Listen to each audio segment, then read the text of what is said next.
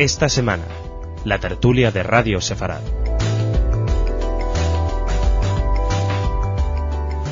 Shimon Peres asume su cargo como nuevo presidente de Israel. George Bush convoca una conferencia internacional para apoyar un Estado palestino. Israel libera a presos palestinos y AMIA 13 años desde el atentado a la Mutual Judía en Buenos Aires. Bienvenidos a nuestra tertulia de actualidad política en Radio Sefarad y doy la bienvenida a nuestros invitados de hoy. Diego Carcedo, bienvenido. Gracias, encantado. Diego, como saben, ha estado otras veces en nuestros programas, es periodista, es consejero de Radio Televisión Española y también autor de novelas y ensayo. Cuéntanos brevemente, ¿estás trabajando en algún proyecto últimamente de novela? Siempre se está preparando algo, pero, en fin, escribiendo, que es realmente lo que cuenta, ahora mismo todavía no. He tenido los últimos meses de muchos viajes por todo el mundo, de hecho, y no me he puesto todavía a escribir. Probablemente el mes de agosto, que es un mes propicio para no viajar demasiado, en mi caso, pues me ponga a hacer algo. Muy bien, Diego. También está con nosotros Adolfo García Ortega. Bienvenido, Adolfo. ¿Qué tal? Muy buenas. Gracias por estar aquí también. Gracias. Adolfo le conocen sobradamente también en estos programas de tertulia en Radio Sefarad. Es escritor, editor y también un habitual colaborador en las páginas de opinión de El País. Y uno de los temas que aborda Adolfo García Ortega en estas páginas de opinión ha sido Irán, y quisiera tal vez empezar por ese tema antes de tocar nuestro tema estrella, que siempre es Oriente Próximo y la crisis israelo-palestina, en este caso el acercamiento. Hay noticias positivas, pero me gustaría empezar por Irán, con otra noticia que hubo esta semana relacionada con Irán, pero que es Corea, porque la ONU certificó que Corea del Norte ha paralizado su principal central atómica y parece que está renunciando a su plan nuclear. ¿Hay alguna esperanza de que esto pueda suceder también con Irán, que las presiones internacionales hagan ceder al Ahmadinejad? Bueno, yo personalmente no veo ninguna relación práctica entre los dos países y los dos hechos. O sea, Corea del Norte es un país que la única posibilidad que tiene de poder comercializar o negociar alguna posibilidad de futuro es precisamente con su plan nuclear, si lo cogen, lo dejan y tal, y en cambio Irán es un país crecido que sabe que tiene una baza muy importante en la zona, que va cada vez más a ser un país muy relevante, que quiere tener un papel realmente preponderante en Oriente Próximo y en todo Oriente en general. Y yo creo que va a seguir adelante con su plan nuclear hasta realmente querer ser lo que aspira a ser, que es un país que pueda propiciar amenaza, disuasión y enfrentarse realmente de igual a igual con las potencias occidentales. Ahora, una diferencia importante que han subrayado mucho los analistas es que Corea nunca ha negado que tuviera las armas nucleares, y además ese plan nuclear, Irán siempre ha dicho que es para fines civiles, es decir, lo esconde, y el hecho de que Corea tenga esas armas nos hace plantearnos a muchos que, bueno, hay muchos países que están directamente amenazados en el entorno de Corea, que, bueno, Japón, China, Corea del Sur, fundamentalmente por esas armas nucleares. Sin embargo, Irán todavía no las tiene y ya hay una preocupación, incluso ideas de cómo bloquear ese avance. ¿Por qué en un caso se hace algo y en otros, pues bueno, están esas armas ahí ya? Al margen de lo que ahora piense Diego, yo te digo que esto es como una partida de póker. Realmente Corea es un jugador mucho más torpe, enseña sus cartas, y no te olvides que Corea de alguna manera, bueno, insisto, la única elemento que tiene para poder negociar algo es decir, yo soy una amenaza, a ver qué me hacéis. Irán de alguna manera es más astuta y a medio plazo ha ido dando los pasos necesarios para conseguir su poderío a base de un cierto modo, yo diría casi como tramposo, ir demostrando que todo es por fines benéficos, pero realmente al final lo que quiere es realmente ser disuasorio. Hay muchas diferencias entre los dos países, empezando por una diferencia geográfica clarísima. Irán está en una situación geográfica mucho más importante y más clara, en la zona donde están los mayores yacimientos de petróleo. Irán mismo los tiene. Por otra parte, está el conflicto del Próximo Oriente. Aparte de esto, pues Corea se mueve con unos objetivos políticos, de obcecación política total, y desde luego con una penuria económica enorme, mientras que Irán se mueve por unos principios de carácter religioso muy duros, muy fanáticos, que hacen que sea mucho más difícil que eso se vuelva irreversible. Pero a su vez Irán es una potencia económica mucho más importante que Corea, tiene mayor capacidad de subsistencia, tiene la gran reserva de petróleo, y en este sentido yo creo que es mucho más difícil hacer ceder a Irán que a Corea del Norte. De hecho, la negociación con Estados Unidos pues tuvo al final pues unos resultados económicos que Corea necesitaba con urgencia, y en cambio con Irán esto es, yo diría, casi inverosímil ahora mismo. Si os parece, pasamos al tema importante también de la semana en Oriente Próximo, entre israelíes y palestinos. Hay optimismo, hay un desbloqueo de la negociación, hay liberación de presos palestinos, hay ayudas financieras para la autoridad palestina, promesas para futuros acuerdos, y todo esto suena muy familiar porque hubo momentos así en el pasado, muchos, en el año 93 con el comienzo de los acuerdos de Oslo, en el 2000 con Camp David, también tras la muerte de Arafat, Sharon emprendió negociaciones con Abbas, se liberaron presos palestinos. Ahora, la gran diferencia de este momento frente al pasado es que ahora hay dos cabezas palestinas, hay dos autoridades, o por lo menos hay una división importante entre Gaza en manos de Hamas y Cisjordania con Fatah, que sí que parece en esta ocasión estar dispuesta al acuerdo. ¿Esto es un impedimento para la paz, el hecho que haya estas dos poderes en Palestina, uno en un caso un interlocutor, en otro caso no, o por otro lado es una oportunidad? Puede ser una oportunidad, porque yo creo que esto ha llevado a que el mundo empiece a descubrir un poco la realidad de Palestina, que muchas veces pasa completamente inadvertida, sobre todo en quiénes son los miembros de Hamas y qué es esa organización, que muchísimas veces en los últimos tiempos sobre todo nos olvidábamos de que era una organización terrorista, y esto ha saltado claramente a la vista, y entonces yo creo que tanto Estados Unidos, la Unión Europea, en fin, los posibles interlocutores en la solución del conflicto aquí ya tienen unas ideas mucho más claras. Por otra parte, a mí me parece importante que esto se haya empezado a mover, porque llevábamos una etapa muy larga en que no había ningún movimiento, y en un conflicto, cuando no hay movimientos en alguna dirección, quiere decirse que eso se congela y eso se puede perpetuar. Por lo tanto, yo pienso que esta dinámica que se ha creado puede ser positiva. Hay que creer, por lo menos, que pueda tener alguna perspectiva, evidentemente no a corto plazo. El presidente Bush, Adolfo, anunció una cumbre internacional para la paz en Oriente Próximo para septiembre. Ha sido muy bien recibida por unos y por otros. ¿Una cumbre más o la cumbre definitiva? Bueno, en fin, todo apunta a que puede ser una cumbre más. Al fin y al cabo estamos, como decía Diego, llevamos tantos años con impases y con pasos para adelante y para atrás, que de alguna manera nada augura que pueda ser un paso mucho más definitivo. Cierto es que Bush, en su política actual, en Oriente Próximo, pocas cosas le quedan ya por hacer, y ya le toca hacer una especie como de intento de conferencia para hacer algo parecido a un acuerdo de paz. Lo que sí que creo es que realmente, comparto lo que dice Diego, esto supone por lo menos entrar en una etapa nueva, aunque sea pequeña, pero que abre un camino hacia algún sitio, después de haber estado mucho tiempo en una situación de expectativa, incluso como de inevitabilidad por parte de los israelíes, de tener que estar adoptando un papel permanentemente castigador porque no había otra opción. A mí lo que me ha sorprendido de esta situación, un poco de división entre dos zonas y dos fuerzas políticas tan claramente entre Hamas y Al-Fatah, es el aparente suicidio político que es para Hamas esto. O sea, realmente Hamas ha demostrado una escasísima capacidad política. Es decir, cierto que siempre manifestó que era un movimiento terrorista, incluso cuando ganó las elecciones y se presenta como una mayoría, podía haber pasado porque realmente era una mayoría con fuerza política, podía haber cerrado todas las vías hacia el terrorismo y haber intentado dialogar desde su fuerza de movimiento integrista, pero haber negociado políticamente. Pero creo que lo que ha hecho Hamas es una y otra vez insistir en la única vía, la única razón de ser que tienen, que es la desaparición de Israel, el integrismo y entonces creo que es políticamente muy suicida su acción, muy precipitada.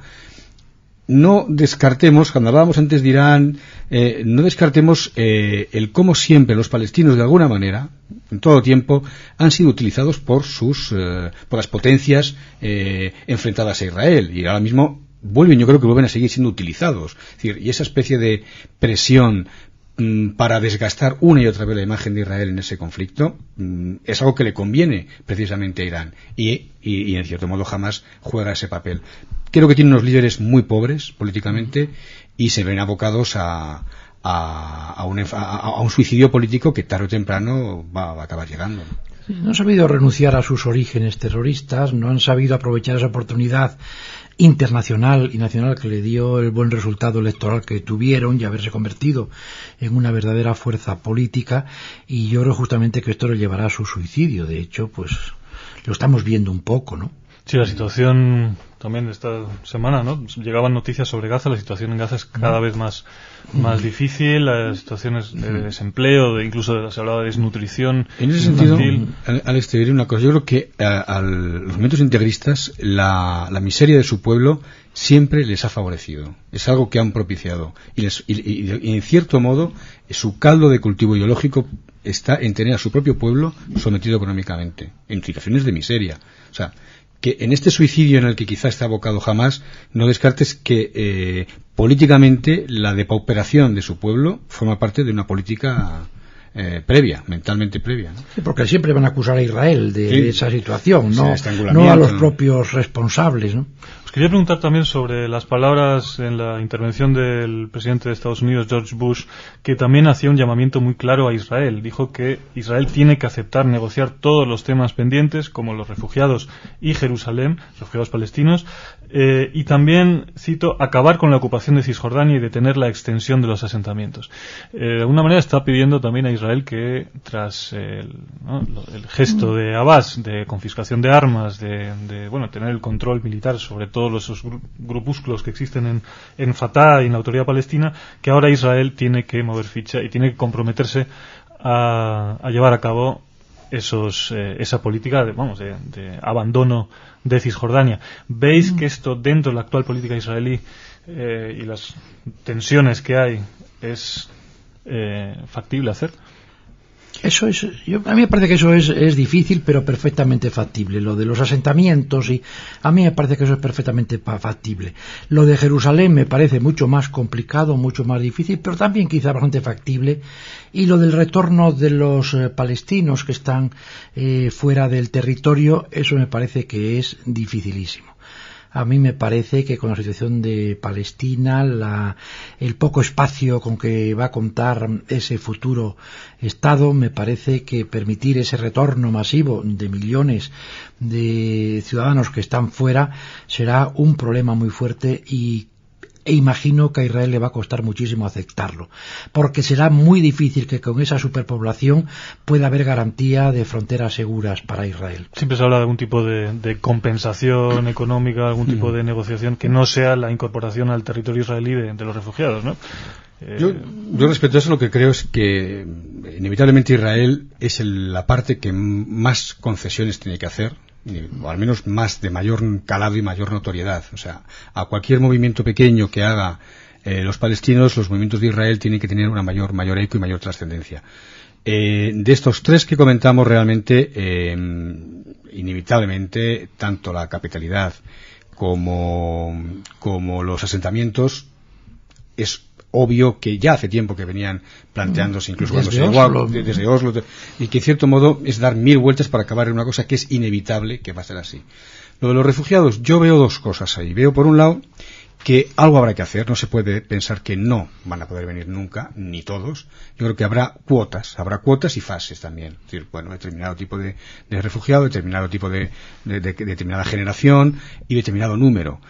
Cuando la concesión sea dejar los asentamientos y, por supuesto, cuando empieza a haber una posibilidad de Estado que asuma una responsabilidad de Estado, porque ahora mismo los palestinos juegan con esa carta a favor de que, como no son un Estado, tampoco pueden comprometerse como Estado ni a fronteras ni a nada, ¿no? Pero yo creo que si se llega a dar pasos que poco a poco van orientados hacia esa especie de divorcio que decíamos, no tenemos por qué ser amigos, divorciémonos cada cual en su casa, pero y seamos serios. Pero yo creo que eso se consigue. Realmente habrá cuotas, habrá fases que lo veo más factible que simplemente acabar con el dinero, dando ayudas económicas allí donde estén los refugiados, porque ya no es cuestión de dinero, es cuestión de identidades nacionales, ¿no? Lo que está buscando. Sí, la mayor parte tienen nacionalidades donde están, donde residen. El dinero tendrá que aparecer para quizás arreglar el problema de los asentamientos, eso quizás sí, ¿no? Y tú decías que yo estoy de acuerdo que Israel tiene que hacer concesiones, y aquí nos encontramos con que Israel tiene que hacer concesiones tangibles y en cambio los palestinos tienen que hacer promesas que vendrá la dificultad de creerlas o no. Claro, que ha sido el problema, bueno, que citaba el 93, el 2000 y que siempre ha sido qué interlocutor tenías delante y qué capacidad de credibilidad tenía. Yo creo que justamente Abbas ahora tiene la ventaja de que esta especie de guerra civil que ha sabido dominar con astucia política le está dando una credibilidad política incluso ante Israel, que, bueno, pues quizás sea el interlocutor para empezar a hacer mínimos pasos que van a dar a su vez paso a otros mayores, ¿no? Ahora, es importante esto de la credibilidad política y también la legitimidad que tiene, no solamente frente a Israel, la credibilidad, sino también entre su propia población. Y quería mencionar aquí una encuesta que cita el diario El País, pero es una encuesta de un instituto noruego de opinión pública en Palestina. Y entonces el 31% no confía en el actual gobierno de emergencia, un 37% cree que este gobierno es legítimo y un 28% cree que la legitimidad corresponde a Hamás, lo cual es bastante alto. Estamos hablando de Cisjordania solamente. Y en lo que más acuerdo hay, según esta encuesta de opinión, en un 85% es que Al-Fatah y Hamás deben negociar. Precisamente el presidente palestino Abbas se comprometió con Israel a no tener ningún contacto con Hamás. Es decir, no hay un choque ahí entre lo que es la opinión pública y lo que es la negociación política entre Israel y la autoridad palestina. Existe y más acuciado por el hecho de que el territorio está dividido y separado. Entonces Hamás controla una parte, Fatah controla otra parte, y el entendimiento ahora mismo, esa ruptura que se ha producido, pues es total. Pero en fin, esa encuesta se refiere a los gobiernos, yo creo, no se refiere al presidente de la autoridad palestina, quizás, ¿no? Sí,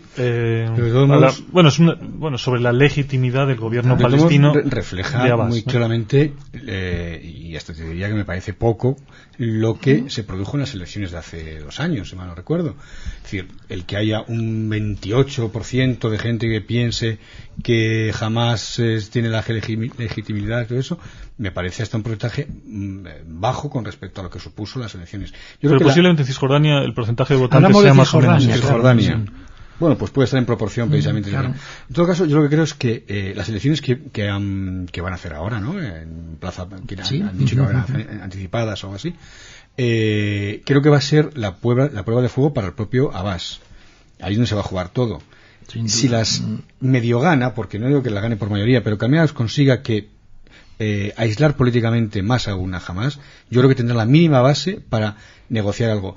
Y lo que yo creo que es impensable es que, y creo que Israel no debería jugar tan duramente esa carta, es el que no haya la más mínima roce político, acercamiento, conexión entre Fatah y Hamás. Porque habrá una parte de Hamás que necesitará a Fatah y Abbas para poder gobernar en adelante. No puede prescindir del votante o de alguien de Hamás. Lo que hay que aislar es el núcleo radical de Hamás, que es muy alto, no nos engañemos, pero siempre habrá un porcentaje, 10%, un 12%, que puede pasar al otro bando y que eso le va a dar, va a suponer una fisura política en Hamás, ¿no? Para terminar, AMIA, hace 13 años, el 18 de julio, a las 10 de la mañana, se desplomaba el edificio de la Mutual Judía Argentina en Buenos Aires por efecto de una brutal explosión. 85 personas fueron asesinadas, la más joven de ellas tenía 12 años. En estos días se ha recordado, en Argentina fundamentalmente, pero en todas las comunidades judías del mundo, este brutal atentado cuya autoría apunta directamente a Irán y a Hezbollah. Y para terminar la tertulia me gustaría, además de mencionar esta tragedia en honor a las víctimas que perecieron en ella, comentar brevemente sobre la autoría iraní, la autoría de Hezbollah. Según el fiscal argentino Nisman, se ha demostrado esa autoría y ejecución por medio de Hezbollah. Es el primer país del mundo que ha pedido a la Interpol, Argentina ha pedido a la Interpol la captura de los jerarcas del régimen iraní, y parece ser que en otoño, a partir de septiembre, en la ONU, Kirchner va a hacer referencia directa a Irán. ¿Veis que esto puede, en primer lugar, estamos en vías de esclarecimiento después de 13 años de impunidad y de mentiras de la tragedia de la AMIA, y qué efecto va a tener esto sobre el contexto internacional, como estamos, ¿no?, viendo con un Irán cada vez más acosado? Primero me produce cierta sonrisa el que puedan pretender que los jerarcas iraníes vayan a una corte en Argentina. Tantos años han pasado, se ha hecho unas investigaciones tan llenas de tropiezos, de falsedades, que para llegar a este punto en el que se puede decir que Hezbollah o que Irán están detrás, en un momento en el que políticamente cualquier cosa que se haga con ellos, pues cuando hay tal magnitud con otros aspectos, el aspecto nuclear, el conflicto en Líbano, todo esto, hace que lo de Argentina sea el momento menos oportuno para que tengan el más mínimo eco. Yo creo que, por desgracia, el sacarlo ahora casi es lamentable que sea 13 años después, pero no va a tener ningún efecto ni en el concierto mundial, ni realmente en las políticas ni de Irán, ni de Hezbollah, ni nada. Simplemente lo que hará es que volverá a poner en evidencia que la acción de Irán y la acción de Hezbollah y de Siria detrás está única y exclusivamente encaminada a la destrucción de Israel una vez más. No hay otra. Bueno, yo aquí también creo que, primero, a mí me parece que es importante que el proceso siga adelante, que esto está sin esclarecerse y que no se haya encarpetado. Me parece que ya es importante, sobre todo teniendo en cuenta todas las vicisitudes que se han vivido en Argentina en estos últimos 13 años. Por otra parte, evidentemente, comparto con Adolfo que esto no va a crear ningún escándalo internacional ya a estas alturas, que esto no va a suponer ningún trauma ni va a alterar la política internacional, que bastante alterada está ya, y más cuando se refiere a Irán, pero que se mantenga el proceso abierto, que esto esté abierto a los medios de comunicación, que exista la posibilidad de que esto salga en la próxima Asamblea General de la ONU en Nueva York, y que empiece a quedar bastante claro que no ha sido solo un atentado de una organización terrorista como es Hezbollah, sino que de hecho esté un Estado como es Irán detrás, promoviéndolo, sustentándolo. No es un secreto para nadie que apoya y sustenta a Hezbollah, pero que haya estado el Estado de Irán en este atentado, pues me parece que, bueno, es una prueba más que yo creo que hará que la comunidad internacional sepa pues con quién trata cuando trata con un país que se llama Irán y con un régimen como es el régimen de los chiitas iraníes. En este sentido a mí me parece que es muy positivo, y todo lo que sea esclarecer hechos de esta naturaleza a mí siempre me parece que es importante, y aunque se procese con este retraso increíble de 13 años, ¿no? Muy bien, pues con esto terminamos la tertulia de hoy, con el recuerdo y homenaje a las víctimas del atentado de la AMIA.